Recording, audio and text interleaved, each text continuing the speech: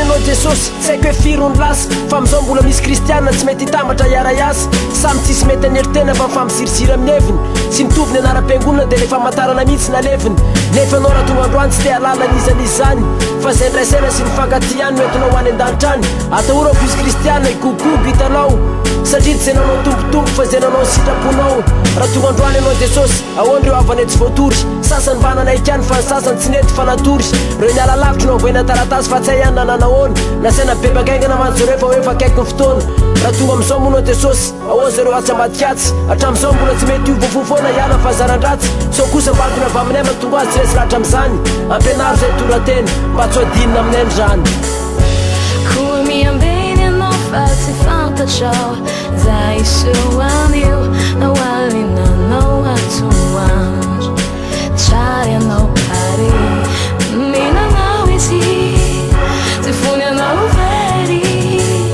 fa iary faly aminy sasany ireo tamiliny avy mbola atao tsara tahiry la meneloko amin'iny olo iny mihitsy mbola mangirifiry raha tonga androany nefa anao jesosy tsy iza ihany no sahirana fa zay tsy nadio ampoto amin'ny ora farany tsy maintsy ary mihinana le batisa fana masonao aminay tompo aza velaka atsika fa sao dia tonga androany any anao za tsy te hipitrapitra le afy nalatsaka ohatra ny tany amin'ny androny apôstôly aza velo faty mihitsy ary zay tonga ato metoly misy mpianatra tsy tafandeha vavaka mihitsy fa miketrika diplôma nefa raha tonga androany anao dia tsy hay hoe atao ahoana satria anao tsy maropaizina mikonto fa mifamonjena tsy vidiny fariny mile kahe be dabe zy tadino miboko fitadiny ny sasany efa nivavaka ihany talova tafitona dia verin-darana aiza ho aiza no anazo anao voafantsika tongotra mantanana ka raha tonga androany anao jesosy zay excuse ny etsekeny fa zay naharitra hatramin'ny farany zay ihany no vonjeny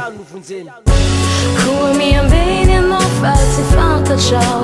za isoanio nawalinanao atoandro tsary anao pare minanao izy tsy fony anao very fa iary faly aminy koa miambeny anareo fa tsy fantatrareo zay andro efa hitombotrano na ho ariva na ho maraina na ho mamantonala fandrao avy tampoka izy ka mahita anareo matory